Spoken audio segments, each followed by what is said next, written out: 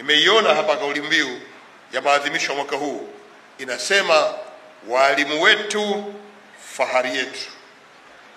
Kauli mbiu hii inaonyesha dhahiri jinsi walimu mnavyothaminiwa kama nguzo ya maendeleo kwenye taifa hili. Walimu ni nguzo kuu ya maendeleo ya taifa lolote duniani, na kila hatua ya ustawi wa kijamii na kiuchumi inaanzia darasani kupitia juhudi za mwalimu.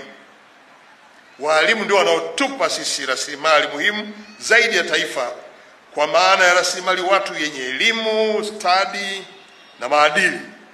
Bila walimu hakuna taaluma, hakuna viongozi wa kesho, na hakuna taifa linaloweza kusimama imara. Kwa mwalimu ni mtu muhimu, na walimu ndio chimbuko la uvumbuzi na ubunifu wa kizazi kipya.